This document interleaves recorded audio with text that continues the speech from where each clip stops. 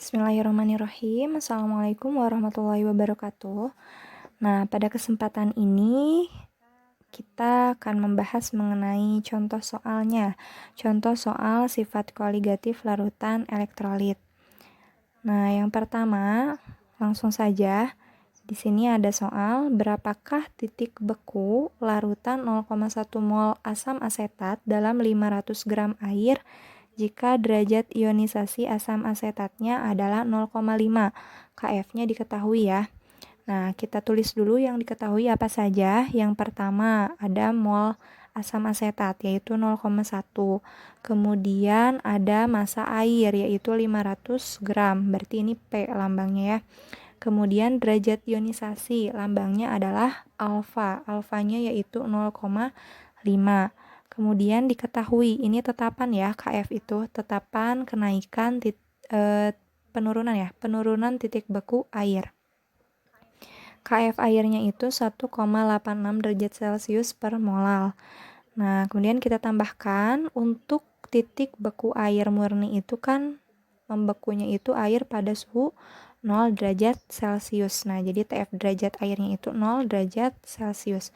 Nah, yang ditanyakan adalah titik beku larutannya. Berarti lambangnya adalah TF ya. Kalau untuk TF derajat itu lambang untuk murni, air murni, titik beku air murni. Nah, kita bahas sebelum menghitung delta TF-nya atau menghitung titik beku larutannya, terlebih dahulu kita harus meninjau dulu zat terlarutnya gitu ya. Dalam hal ini zat terlarutnya adalah asam asetat atau asam cuka yang dilarutkan ke dalam air.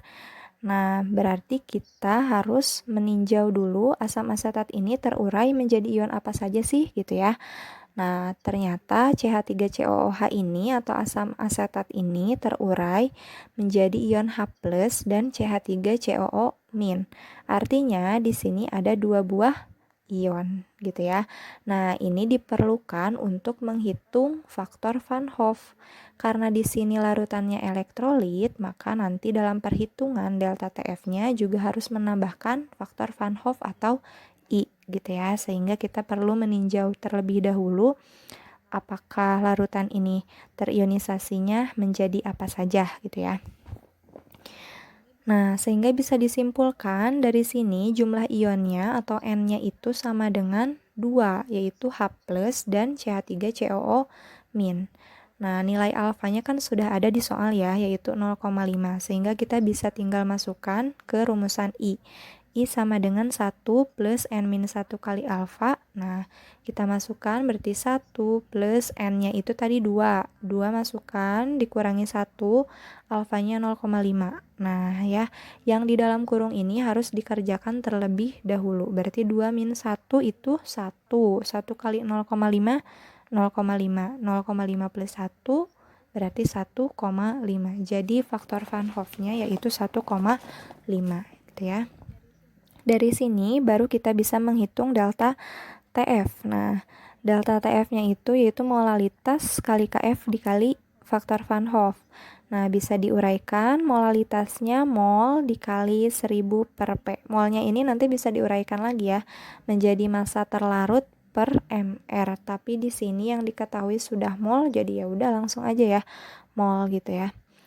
Nah, masukkan molnya 0,1 dikali 1000, P-nya itu massa air 500 gram dikali KF airnya 1,86, kemudian I-nya masukkan yaitu 1,5. Nah, dari perhitungan ini diperoleh sebesar 0,558 derajat Celcius. Nah, ini penurunan titik bekunya. Nah, di mana kita tahu kalau titik beku air itu kan 0 derajat Celcius ya.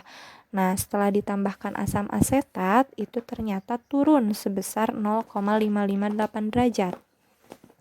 Berarti kalau turun berarti titik beku larutannya itu di minus gitu ya. Nah, sehingga bisa kita rumuskan seperti ini. 0 dikurangi ini. 0,558 sehingga diperoleh minus 0,558 derajat Celcius gitu. Kita lanjutkan contoh soal yang kedua. Hitunglah tekanan osmotik dari 100 ml larutan yang mengandung 11,1 gram CaCl2. MR-nya sudah diketahui pada suhu 27 derajat Celcius ya. R-nya juga ada tetapan, ini mah tidak perlu dicari. Nah, kita tulis yang diketahuinya dulu. V-nya itu 100 ml. Massa zat terlarutnya tadi CaCl2-nya itu sebesar 11,1 gram. Nah, catatan CaCl2 itu merupakan suatu garam. Seperti yang sudah kita bahas di materi sebelumnya, di pembahasan sebelumnya bahwa semua garam itu merupakan elektrolit kuat, di mana elektrolit kuat itu alfanya sama dengan 1, gitu ya. R-nya 0,082, kemudian T-nya 27 derajat Celcius.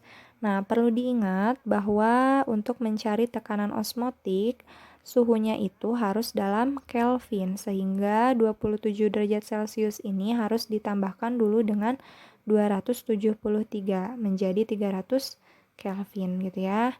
Nah, kita bahas. Nah, seperti biasa, sebelum mencari V-nya atau tekanan osmotiknya, terlebih dahulu kita harus meninjau zat terlarutnya. Dalam hal ini, zat terlarutnya adalah CaCl2, di mana CaCl2 ini terionisasinya menjadi Ca2+ ditambah 2Cl- gitu ya. Nah, kita hitung jumlah ionnya ada berapa. Di sini ada 1 ion Ca2+ dan 2 ion Cl-, sehingga total ionnya adalah 3. N-nya menjadi 3. Lalu baru kita masukkan ke faktor Van Hoff-nya. 1 plus N-1 kali alfa. N-nya tadi 3 dikurangi 1 berarti 2. Alfanya itu kan 1 karena derajat ionisasi asam elektrolit kuat itu sama dengan 1. Sehingga 3 min 1 2, 2 kali 1 2 ya. 2 kali 1 2. 2 plus 1 3. Jadi I-nya sama dengan 3. Nah, baru kita masukkan ke sini ya, ke V. V sama dengan molaritas kali R kali T kali I. Nah, ininya diuraikan lagi molaritasnya menjadi MT per MR kali 1000 per mili. MT-nya massa zat terlarutnya 11,1, MR-nya 111 kali 1000, volume dalam milinya larutannya yaitu 100 mili. Kemudian R-nya 0,082, T-nya suhunya Kelvin 300 Kelvin, dan I-nya 3. Nah, itu ya. Ini yang Ibu coret-coret ini merupakan satuan gitu ya. Satuannya kan kalau untuk molaritas mol per liter. Kalau untuk R kan liter atm per mol Kelvin. Untuk T kan Kelvin. Kalau untuk I tidak ada satuannya. Nah, nanti kita coret-coret-coret sehingga V-nya atau tekanan osmotiknya kita bisa peroleh satuannya yaitu berupa ATM dan diperoleh sebesar 73,8 ATM. Lanjut, yang ketiga yaitu mengenai ini gambar ya. Coba diperhatikan, ini ada gambar wadah di mana ada 5 wadah berisi zat terlarut yang jumlahnya berbeda-beda gitu ya. Di sini yang berwarna putih adalah pelarut, zat pelarutnya gitu ya, partikel zat pelarut. Yang warna hitam ini adalah partikel zat terlarut. Nah, pertanyaannya, larutan yang memiliki tekanan uap paling besar ditunjukkan oleh gambar bernomor. Nah, kita tinjau kembali catatan nih, bahwa tekanan uap larutan itu akan semakin menurun ketika ditambahkan zat terlarut. Begitu kan ya?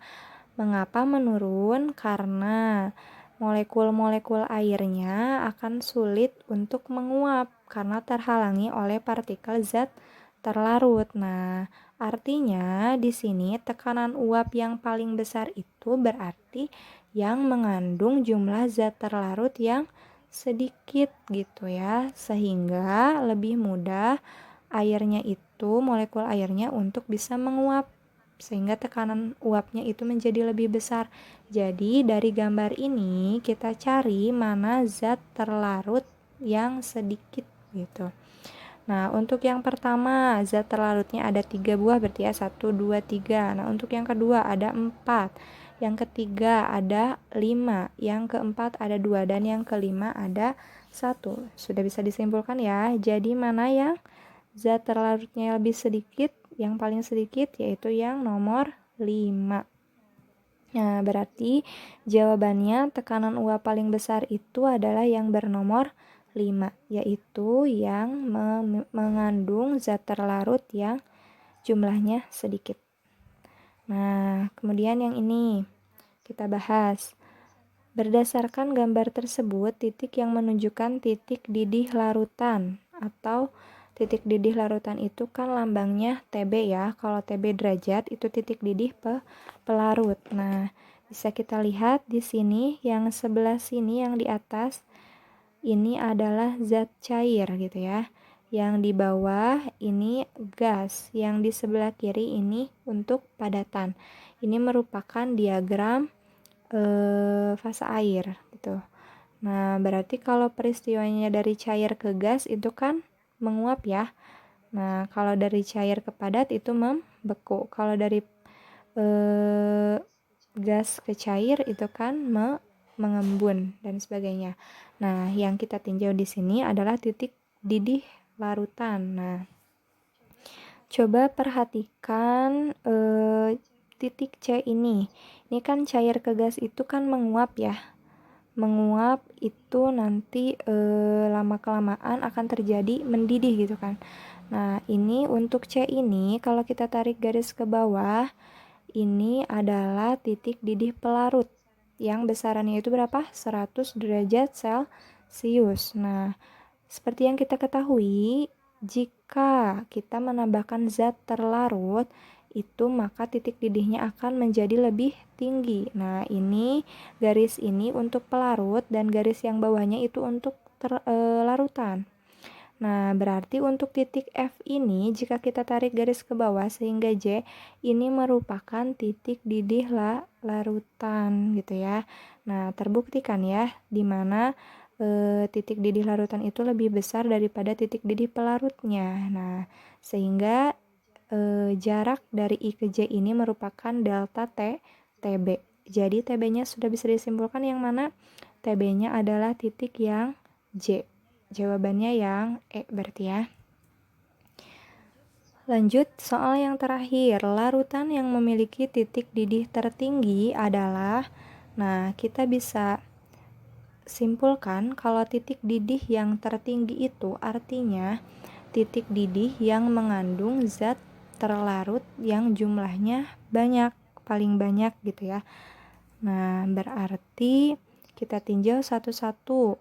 Yang A, yang A sampai E ini memiliki molalitas yang sama atau konsentrasinya sama-sama 0,1 molal. Berarti yang perlu kita tinjau di sini jumlah partikel zat terlarutnya gitu ya. Ingat, zat elektrolit itu memiliki jumlah partikel yang lebih banyak daripada zat non-elektrolit sehingga nanti berdampak ke sifat koligatifnya. Untuk yang A, NaNO3 ini terionisasi menjadi Na+ dan NO3- karena ini kan elektrolit ya, sehingga akan menjadi terbentuk 2 ion gitu ya. Kalau kita kalikan, ini 2 dikali 0,1 kan 0,2 ya. Oke, 0,2. Kemudian glukosa, kalau glukosa itu non-elektrolit, tidak akan membentuk ion, dia berupa molekulnya, jadi tetap ini 0,1 molal. Nah, kemudian CaCl2 kalau terionisasi kan menjadi 3 ion ya, yaitu Ca2+ dan 2 ion Cl-, sehingga total 3. Berarti 3 kita kalikan dengan 0,1 yaitu 0,3. Nah, kemudian urea itu non-elektrolit. Jadi tetap dalam bentuk molekulnya. Jadi tetap 0,1 molal gitu ya. Nah, kemudian NaCl ini terionisasi menjadi 2 ion, yaitu ion Na+ dan ion Cl-, sehingga coba kita kalikan 2 ion ini, 2 dikali 0,1 menjadi 0,2.